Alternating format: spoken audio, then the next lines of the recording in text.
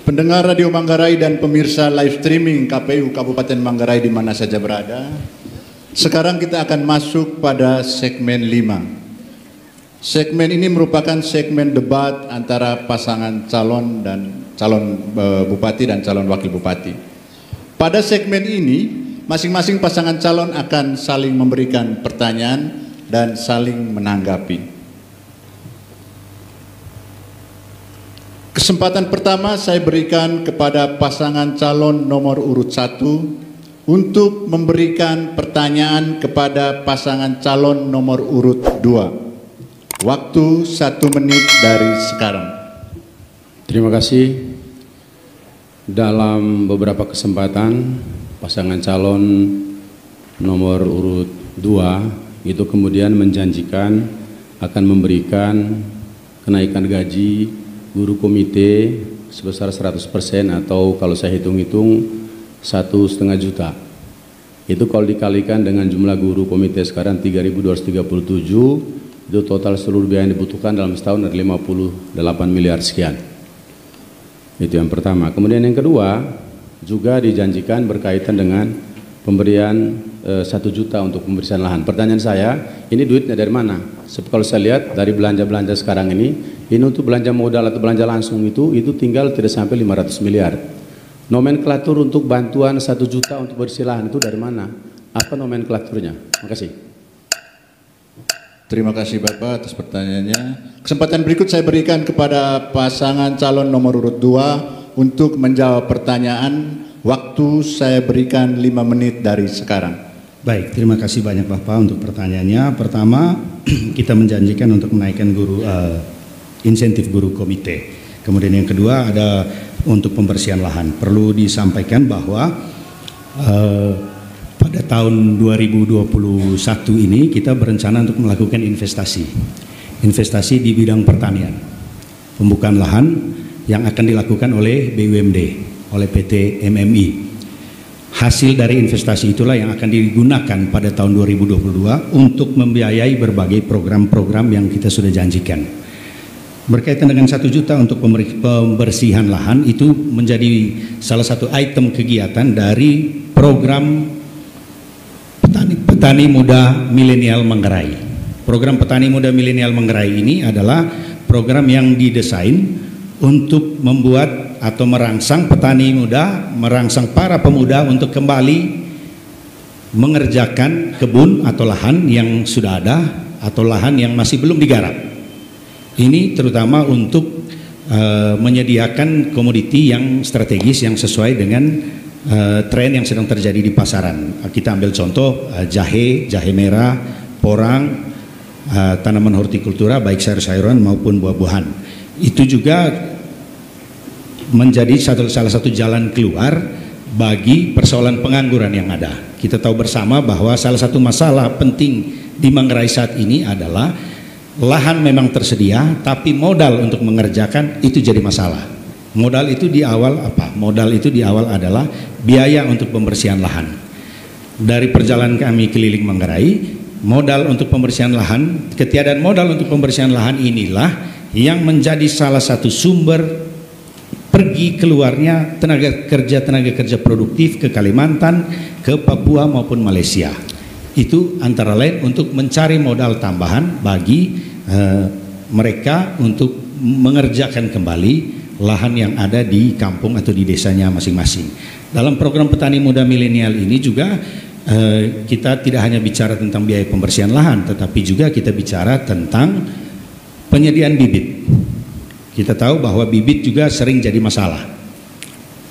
Komoditi pertanian tidak hanya padi, tetapi lebih kepada komoditi pertanian lahan kering, baik yang ada di dataran rendah, dataran menengah maupun ada di dataran tinggi. Jadi biaya pembersihan lahan itu kita sampaikan sebagai salah satu bagian kecil saja dari program Petani Muda Milenial. Kemudian berikutnya yang perlu kami sampaikan adalah pendampingan bagi program Petani Muda Milenial. Pendampingan itu akan tetap berjalan. Dalam jangka panjang kita menghendaki supaya Balai Benih atau PPL, petugas penyuluh lapangan, itu akan menjalankan fungsinya di sebuah kantor yang seperti puskesmas. Ketika di puskesmas kita punya berbagai ahli, berbagai staf dengan berbagai keahlian, seharusnya di bidang pertanian juga berfungsi seperti itu. Jadi ahli tanah ada, ahli pengairan ada, sehingga masalah-masalah pertanian itu akan langsung bisa teratasi di tingkat bawah. Tidak menunggu terjadi bencana dulu baru kita merespon, tetapi sejak awal tenaga-tenaga atau staf lapangan sudah memiliki keahlian untuk menangani persoalan-persoalan itu. Saya kira mungkin itu sementara yang kami bisa respons. Terima kasih. Silakan Bapak, masih ada waktu, mungkin mau. Oke, terima kasih. Kesempatan berikut saya berikan kepada pasangan calon nomor urut 1 untuk menanggapi. Waktu 2 menit dari sekarang. Baik, terima kasih. Jadi sepertinya belum terjawab tadi sumber pembiayaannya dari mana. Karena kalau kita lihat dari postur APBD kita selama 4 tahun, kita kan mesti lihat data histori juga. Untuk yang belanja langsung ini, angkanya tidak pernah mencapai angka 600 miliar, itu yang pertama. Kemudian yang kedua, 2021 itu masih bagian dari RPJMD 2016-2021. Oleh karena itu pasangan calon nomor 1 belum bisa berbicara 2021. Itu APBD-nya masih saya yang tanda tangan. Kemudian yang kedua, PT MMI, saya ini pemegang saham. Tidak ada dalam rencana bisnisnya PT MMI untuk kemudian investasi di tahun 2021, lalu kemudian menghasilkan uang sebesar 103 miliar. PT MMI untungnya aja tidak pernah sampai 100 juta, lalu kemudian ada 103 miliar untuk investasi kasih itu bersilahan itu. Jadi saya kira ini satu hal yang tanpa dijelaskan akan menimbulkan satu kekacauan berpikir rakyat, seolah-olah ini baik ini. Itu yang. Kemudian yang terakhir saya mau sampaikan begini, uang ke desa, uang itu melalui hibah, bansos, program, kan begitu. Itu saja jalurnya, tidak ada di luar itu. Kemudian PT MMI CSR, tapi saya ingatkan, PT MMI rencana bisnis 2021 tidak ada investasi yang bisa menghasilkan uang 103 miliar untuk kasih 1 juta itu petani milenial. Saya kira itu tanggapan saya. Makasih. Oke, terima kasih. Kesempatan berikut saya berikan kepada pasangan calon nomor urut 2 untuk memberikan tanggapan. Baik. Waktu 2 menit dari sekarang. Baik, terima kasih banyak. Saya kira penting tadi penegasan dari Pak Kamelus bahwa APBD 2021 masih ditandatangani oleh Pak Kamelus. Harapannya dalam Pilkada 2020 ini ditandatangani Pak Kamelus, tapi nanti dilaksanakan oleh Heri. Ya. Kemudian berkaitan dengan PT MMI, saya kira kita akan bisa lakukan rapat umum pemegang saham di pertengahan tahun, RUPS di pertengahan tahun untuk melihat kembali dan kalau perlu menambah modal pemerintah yang akan dimasukkan kepada PT MMI. Meskipun di sana Pak Kamelus sebagai komisaris, saya kira itu kita bisa akan evaluasi lagi nanti. Saya kira itu yang bisa kita sampaikan. Terima kasih. Waktu masih ada, mungkin masih mau ditanggapi. Oke, terima kasih. Kesempatan berikut saya berikan kepada pasangan calon nomor urut 2 untuk memberikan pertanyaan kepada pasangan calon nomor urut 1. Waktu 1 menit dari sekarang. Baik, terima kasih. Pertanyaan kami singkat sederhana berkaitan dengan kemajuan Manggarai Barat, Labuan Bajo. Bagaimana strategi pengembangan pariwisata untuk Kabupaten Manggarai? Terima kasih. Terima kasih. Saya persilakan pasangan calon nomor urut 1 untuk menjawab. Waktu 5 menit dari sekarang. Baik, terima kasih banyak. Manggarai Barat dia mendapat berkat untuk kemudian menjadi salah satu destinasi pariwisata unggulan, dan saya kira Pak Heri juga waktu itu sempat menjadi salah seorang otorisator dalam rangka pengembangan pariwisata Labuan Bajo, dan mudah-mudahan pada saat itu memang sudah ada satu desain begitu untuk kemudian bagaimana Manggarai ini juga harus dilihat sebagai salah satu bagian integrasi dalam kaitan pengembangan pariwisata Labuan Bajo. Itu yang pertama. Nah, namun sampai dengan hari ini memang saya belum pernah membaca itu dan belum pernah melihat itu bagaimana kemudian Manggarai itu merupakan bagian dari sebuah desain besar untuk pengembangan pariwisata Labuan Bajo Flores. Namun demikian, saya kira dengan kehadiran Labuan Bajo itu sebagai salah satu destinasi unggulan dengan intervensi pemerintah pusat yang sangat luar biasa banyaknya, maka kemudian pemerintah Kabupaten Manggarai tentu harus mengambil bagian, harus melihat ini sebagai sebuah peluang untuk kemudian kita berkontribusi dan mengambil peran sehingga kemudian masyarakat kita tidak jadi penonton. Salah satunya adalah bagaimana kemudian kita menyediakan diri dan sudah memprogramkan untuk menjadi kabupaten yang bisa mensuplai hortikultura yang kemudian dibutuhkan oleh para tamu-tamu yang ada di Labuan Bajo. Dari hasil studi yang dilakukan oleh Swiscontact misalnya, ternyata tahun 2003-2004 itu kelihatan bahwa hortikultura Labuan Bajo itu masih bersumber dari luar, dari Bima, dari Makassar, dari Banyuwangi dan seterusnya. Oleh karena itu kita mencoba intervensi ini dengan program peningkatan pendapatan petani melalui pendekatan sistem manajemen pertanian terintegrasi. Dan puji Tuhan sampai hari ini saya mendapat laporan dengan investasi 32 miliar. Itu lalu kemudian kita sudah bisa mendapat omset hampir 45 miliar. Ya, lalu dalam hitungan-hitungan saya selama 4 tahun terakhir itu lalu kemudian beri kontribusi terhadap peningkatan pendapatan petani 8.251 petani itu kurang lebih 1.500.000 dari sayur saja. Tidak termasuk dari tanam cengkeh, tanam kopi dan seterusnya. Jadi saya kira ini salah satu dan ini akan terus kita lakukan ke depan. Bagaimana Manggarai harus tetap mengambil peran dan posisi penting dalam kaitan dengan untuk memberikan kontribusi dalam rangka pemenuhan kebutuhan hortikultura Labuan Bajo. Tentu nanti akan dikembangkan lagi kepada buah-buahan dan seterusnya. Itu yang pertama. Kemudian yang kedua, tentu saja di Manggarai sendiri ini juga kita mempunyai destinasi-destinasi yang bisa kita andalkan. Antara lain Verbo, lalu kemudian juga Pulau Mules. Dengan ada listrik di Pulau Mules sekarang, itu lalu kemudian memberikan satu pintu masuk yang baru bagaimana Mules itu lalu dijadikan sebagai salah satu pulau yang kemudian bisa dijadikan destinasi pariwisata. Oleh karena itu akan benahi. Jadi semua destinasi-destinasi di Kabupaten Manggarai ini kita sudah mulai ada pembenahan. Termasuk di Labuan Bajo di Pulau Mules listrik sudah ada. Kemudian yang kedua kita sudah bangun paving block. Itu lalu kemudian paving block itu baru 6 km lagi 12 lagi. Lalu kemudian destinasi-destinasi yang lain termasuk juga Lodok misalnya itu juga merupakan salah satu destinasi yang sudah mulai kita dandani walaupun itu belum maksimal. Begitu juga destinasi yang lain seperti Liambua itu sudah mulai kita dandani tapi belum maksimal. Termasuk pembangunan infrastruktur ke sana itu akan kita prioritaskan 2021 sehingga kemudian akses ke Liambua itu tidak mengalami hambatan. Lalu kemudian yang berikut juga berkaitan dengan destinasi-destinasi yang lain termasuk juga destinasi kampung-kampung adat, kampung-kampung budaya, itu kemudian nanti, dan kita sebenarnya sudah mulai di 2020, yang melakukan beberapa festival. Tapi ini tidak bisa dikerjakan karena pandemi COVID-19.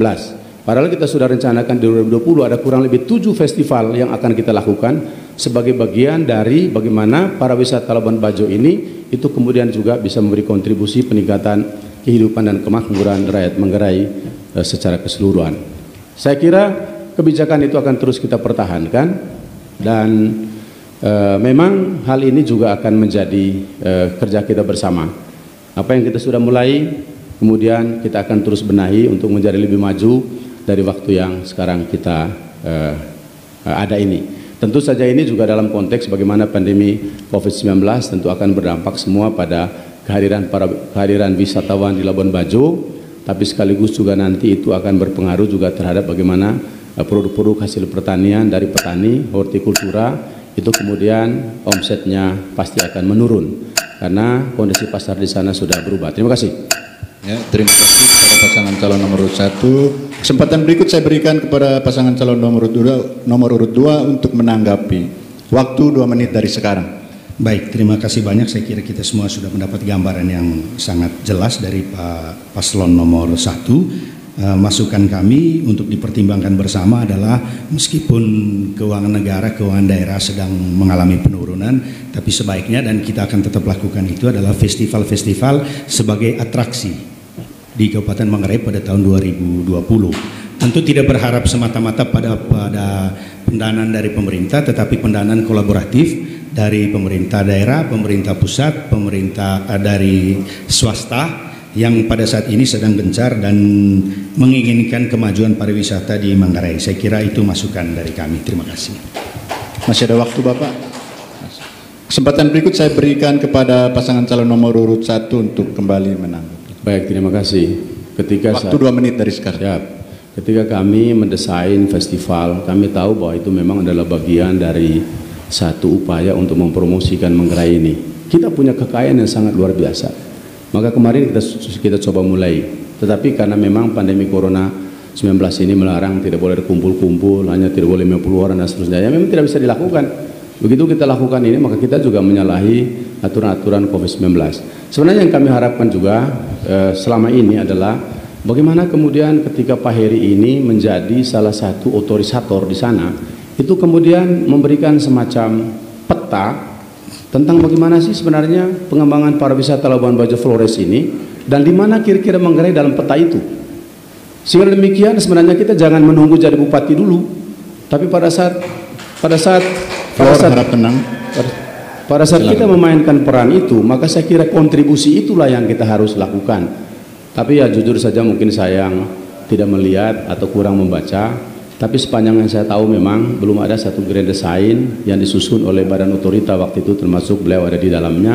Sehingga demikian disitulah kontribusi konkret kita untuk Manggarai ini, bagaimana rakyatnya bisa mendapat manfaat dari pengembangan pariwisata, dan itu akan dilakukan penyesuaian strategi dan kebijakan pemerintah mulai dari tingkat kabupaten sampai tingkat desa untuk merespon bagaimana Labuan Bajo ini menjadi salah satu destinasi pariwisata yang memberi manfaat untuk Labuan Bajo, Manggarai, Flores secara keseluruhan. Terima kasih.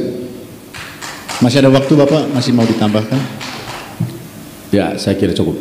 Oke, terima kasih kepada pasangan calon nomor urut 1. Mari kita berikan tepuk tangan yang meriah kepada kedua pasangan calon ini. Terima kasih. Sebelum kita memasuki segmen ke-6, yaitu segmen closing statement dari masing-masing pasangan calon Bupati dan Wakil Bupati Manggarai tahun 2020, mari kita saksikan jeda iklan berikut ini. Pasangan calon. Terima kasih. Pendengar Radio Manggarai dan pemirsa live streaming KPU Kabupaten Manggarai di mana saja berada. Sekarang kita akan masuk pada segmen ke-6. Segmen ini merupakan segmen closing statement dari masing-masing pasangan calon. Kesempatan yang pertama saya akan berikan kepada pasangan calon nomor urut 1 untuk memberikan pernyataan penutup. Alasan mengapa harus memilih Anda. Waktu 2 menit dari sekarang. Baik, terima kasih para pemirsa dimanapun berada, para pendengar Radio Manggarai, seluruh pemilih rakyat Manggarai. Tanggal 9 datang ke TPS, pilih nomor 1. Karena pasangan Deno Madur telah berkontribusi memajukan Manggarai. Yang lain boleh bicara, Deno Madur sudah berbuat. Saya mau sampaikan pesan dari rakyat Satermesi Raya di Batu Dali, di Lancang, dan di Kenggu. Neka ledong atau poliita, nanang atau toita. Terima kasih.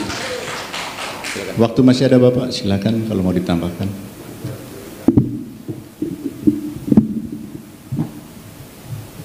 Baik, terima kasih. Masyarakat Manggarai yang saya cintai, khususnya pendukung Deno Madur yang saya hormati dan saya banggakan. Marilah kita menjaga kedamaian pilkada tahun ini dengan tidak terprovokasi dengan adanya fitnah maupun ujaran kebencian yang dilakukan oleh pihak-pihak yang tidak bertanggung jawab.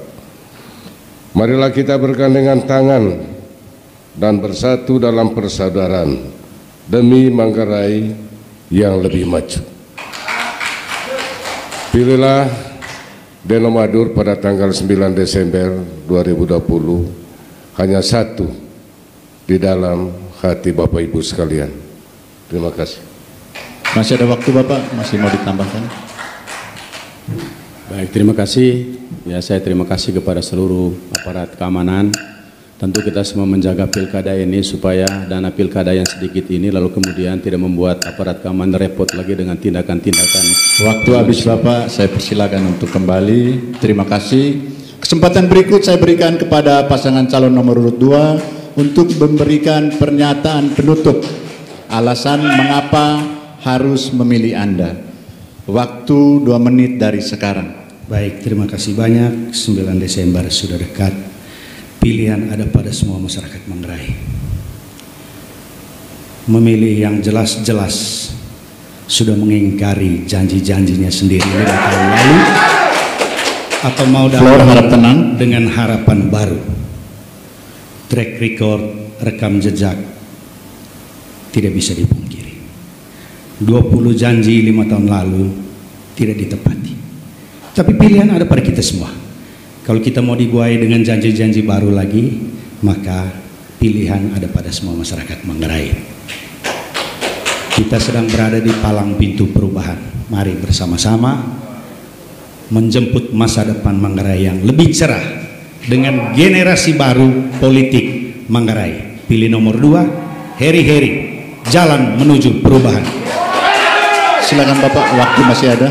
Floor harap tenang, jangan dulu memberikan pemimpin yang sedang diimpikan dan dirindukan oleh masyarakat Manggarai adalah sebagai komitmen dipertaruhkan pada sebuah konsekuen antara janji dengan kenyataan harus ditepati. Komitmen dan konsekuen juga di sebelahnya. Kita harus terlatih untuk konsisten. Terima kasih. Masih ada waktu Bapak, silakan. Terima kasih. Dengan berakhirnya closing statement dari pasangan 01 dan pasangan 02, dengan demikian berakhir pula agenda debat kita pada hari ini. Tapi sebelumnya mari kita memberikan tepuk tangan yang meriah kepada kedua pasangan calon ini.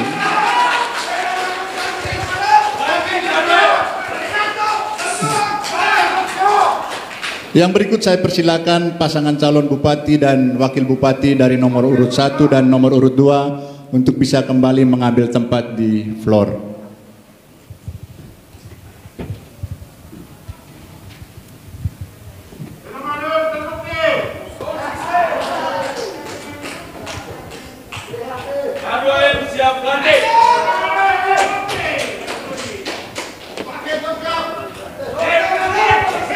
Terima kasih. Waktu dan kesempatan berikut saya kembalikan kepada MC. Terima kasih. Terima kasih untuk moderator yang sudah memandu kita dalam debat. Saya persilakan untuk moderator untuk kembali ke tempat duduknya semula.